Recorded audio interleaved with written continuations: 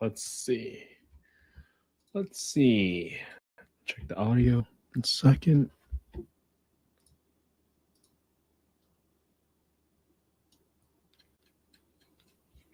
Let's see. Okay, we are in business. All right, audio is working. Let's do this. So today, we're going to keep on exploring this area in the Birmingham market. For those of you that have not seen our latest podcast, we had two folks. We had Rhett Wiseman. For those folks that haven't seen it, Rhett is a great guy. Runs a Section 8 coaching program in through his team. Got tons of contractors everywhere. So make sure you guys check out that podcast with Rhett. And I even brought on one of his clients, RJ and Chris, for the podcast I just released today. And they did their first deal working with Rhett. So definitely check it out. I think you guys will learn a lot, especially when you can hear about from RJ and Chris about how in their first deal, they had to appeal the appraisal so that they can get as much of the cash back out as possible to achieve the burst strategy. So that's going to be a really, really good one for you guys to all learn from. Okay, so 1814 South First Street, Birmingham, Alabama, 35025. Now, what caught my eye here is that this property's been on this property for 460 days. I was like, that's a really long time. So maybe there's an opportunity for a creative finance deal. Let's see what's going on here, because they've been on the market since December of 22, and they're just slowly dropping it. So let's see if we get a general condition of the property. I have no idea if these photos I'm assuming are 2 years old at the minimum. So I'm gonna put aside some money to paint the place at the minimum. But for the most part, it looks decent. Let's see what's going on in the street. What is this? Is this behind somebody's house? Huh. I bet if that's the house, then maybe that's why no one's buying, because you're kind of smush right in the middle of everything. Or maybe that's the house. Man, I can't even tell where the house is. I mean, that's why it's been on the market still. All right. Good to know. Now that makes a little bit more sense. But maybe for a renter, it's okay. All right. For this property, let's go ahead and get the fair market rent, just like what we do every single time. Purchase is Jefferson County because it's still Birmingham. Cool. So when you Google HUD FMR, HUD FMR, what we're going to do is look up the small area FMRs, look up FY 2024 FMRs, Alabama, and this is in Jefferson County. And what we're achieving today is getting the maximum rent or rent ceiling by bedroom count by zip code. This is a 4-bed in 35205. So you here in 35205 that, this is a nice area. So 35205, 1830 is your rent ceiling. Okay, 1830. So 35205 is a zip code with a higher rent. So this is why we underwrite these deals, right? Every single day we learn a little bit more about the market, piece by piece. We don't have to learn all at once, but every single time we analyze a new deal in a new area, we kind of figure out, hey, which zip codes are ones that have the higher rent? 1640, right? That's what I saw. 1640. Okay. Don't care about 3-bedroom rents on the market rent because this is already a 4-bedroom. So now that we have the rent ceiling, we have to get the market rent. So when you go to affordablehousing.com, go to the owner section, go to the market rent estimator, plug in the address, plug in a bedroom count, you will now see that the 4-bedroom rent is $1449, 1449. Okay. And that's for 1.6 miles for 25 units. That's relatively close radius. So this tells me that the rent I should use to underwrite is probably closer to $1450. And that's because of the rent reasonableness test. Even though your rent ceiling is $1830, the housing authority is going to look at your surrounding area and say, hey, what are other unassisted units, comparable properties, renting out for? If it's being rented out at $1450, there's no way they're going to pay you $1830. You can't charge more rent to somebody simply because they were a Section 8 or housing choice voucher holder for the obvious reasons. Okay, so I'm going to put in $1450 right here, just assuming everything is good. I might even go to $1,500, but we can go through those scenarios later. All right, now that I got the rents, what I want to do next is estimate the rehab. So for 1833, again, we're going to assume that the property has an okay roof. So we'll set aside $1,500 for the roof just in case there's any issues. $500 for some landscaping outside, just a little bit of numbers. And I'm still need to paint the whole place. $1,833. It'll be really good condition, but setting aside a little bit of money to repaint the place is perfectly fine. No refrigerator. I'll probably replace the 2 toilets with a pressure flush toilet, so there's less clogging. And that results in a roughly 10 grand rehab. Okay. I think it's rent ready, but you're just setting aside some money just in case something happens. And I'm going to delete this because I previously did a additional analysis on the additional bedroom. So always check your cells to make sure that nothing appears wonky. All right. I know I sent this spreadsheet to a few folks, but your goal is to always check every single cell, especially if they're highlighted, because there's usually some sort of inputs there. All right. Property taxes for this property, $116, 116. Insurance, $155 equals 155, and I'm multiplied by 1.2 because typically that's an insurance estimate for a property that is a primary residence, and this is going to be a rental property. So I add a little bit of 20% premium to it. I have 10% for my maintenance, 10% for my property management, and 5% for my vacancy. And at this property, we're going to put in $199,900. That's the current price, $900. Want to assume a 25% down payment. And right now, our interest rates are roughly around 8.25. Okay, for DSCR alone. Do 412 just to kind of keep the dates up to date. So your finance amount is going to equal to your asking price minus your down payment. So you're giving a 25% down, which is a 50 grand down, 8.25%. So with that amount of financing, this is your PITI right over here. So this results, assuming you keep it as a 4-bedroom property, which is very likely because you're not adding any more there, $1,450 is your rent. You are cash flowing negative $340 a month, and that's a negative 6.3% cash and cash return, assuming your purchase price is $199,900 and you have a one too many zeros. And you have a 10 grand rehab, roughly. Just doing it out loud, okay? All right. Now, in order for us to figure out, hey, what would make this a deal, right? All we're doing here, right? The whole point of today is to simply learn in this area what would make it a deal if it is truly a deal. So if it says it's a 4-bed, what have I got up to $1,500 on? Because it looks pretty new for the most part. It's good square footage. You get to $1,500, it's still negative 303, okay? Now, what if I lowered the purchase price? At what point would this make this a deal if my rent was $1,500? 100 grand, 95 grand, 90 grand, 92,500. There you go. So if I am able to get $1,500, that's a change, right? I would be cash on $301. That'd be a 10.2% cash and cash return, but I would have to buy it at $92,500. Chances are this person is slowly dropping the price, but they're not really budging at all. Okay, assuming everything else is still the same, you would be willing to pay $92,500 to make 10%. If that is your criteria, I'm not saying that needs to be yours, but that's personally what I at least look for.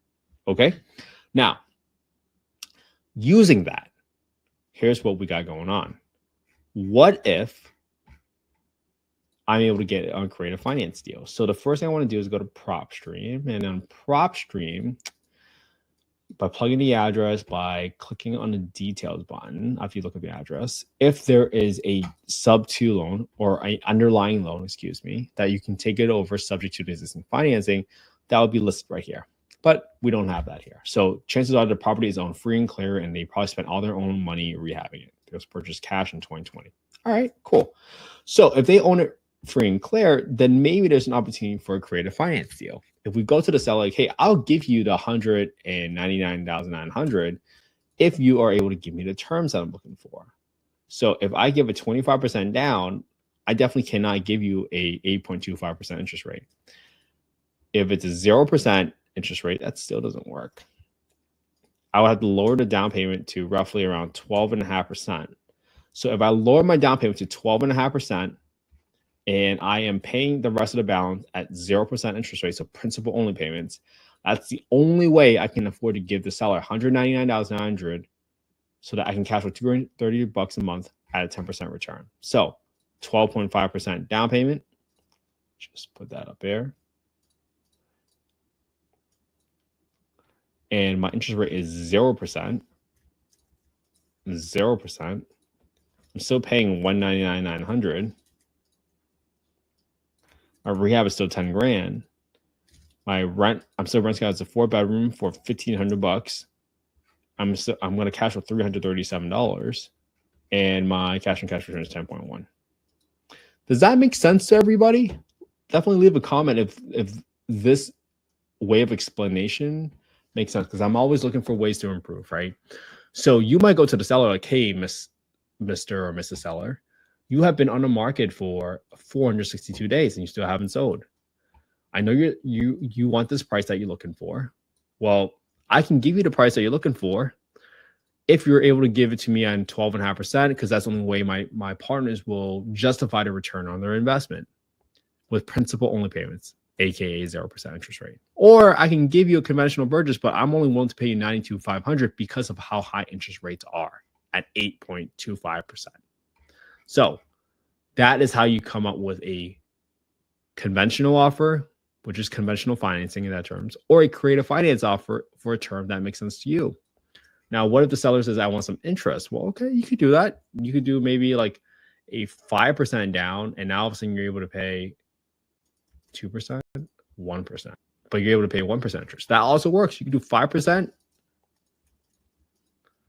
with 1% interest rate, and that still works because of the scenario planning. That's still a 10.2%.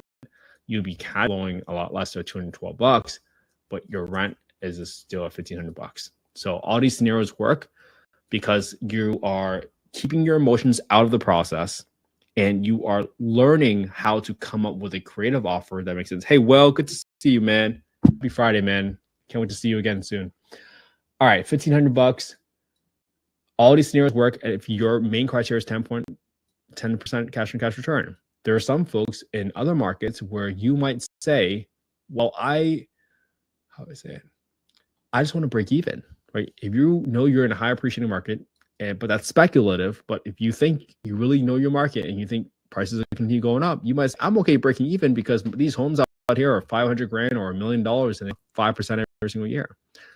That might 5% in appreciation well outweigh the cash and cash return, cash flow per month, because of how high your prices are and how much your prices go up.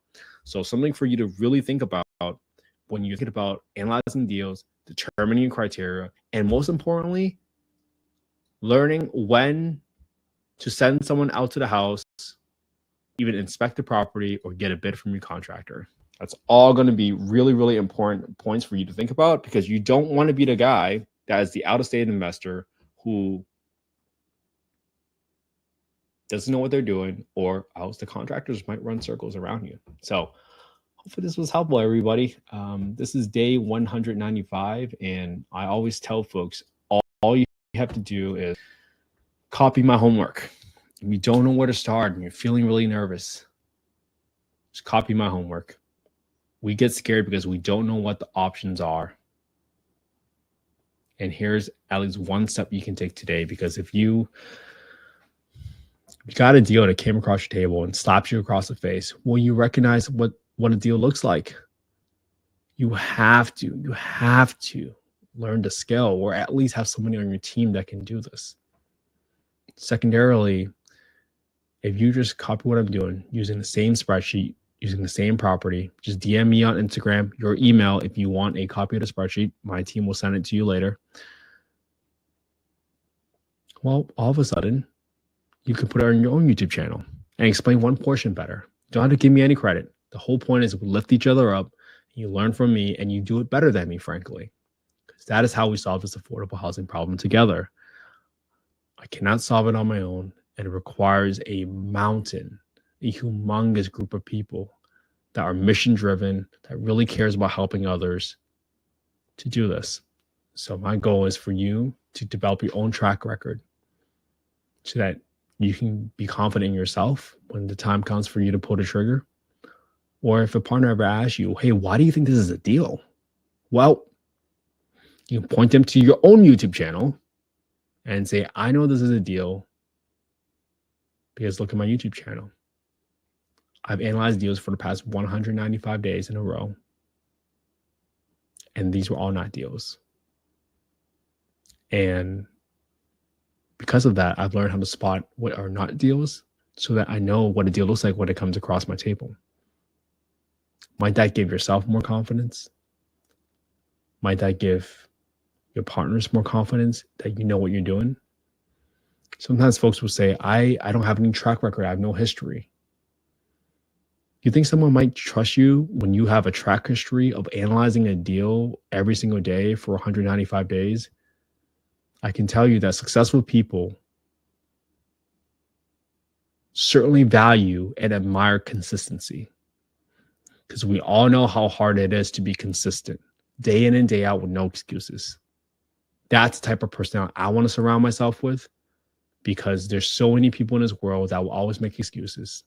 And what you will all recognize is there's tons of people out there that they just talk. They talk like they want to change, but they don't really want to do the work. And by you at least doing the work, either copying my homework or going live every single day on your own YouTube channel, you are proving to other people and yourself, most importantly, that you are doing the work and you are worthy of their trust in you.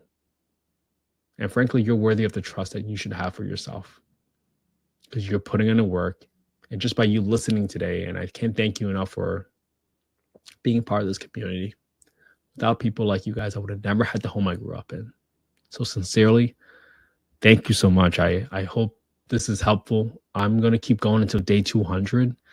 And I want more feedback. Do you guys like this mix of on-market properties? Do you guys like this mix of creative finance properties? I do this for all of you, and I'm happy to go to day 365 doing this, because the skill I'm working on this year is a skill of no excuses.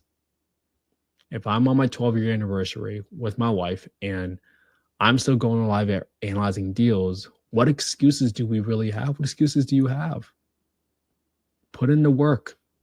If you want to change, you got to put in the work and give yourself the evidence that you're changing.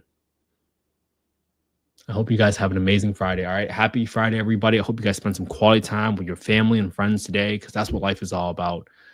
We only are our culmination of all of our habits. So if you can work on a new habit now, whether that's working out every single day, whether that is analyzing a deal every single day, I hope you do it alongside with me.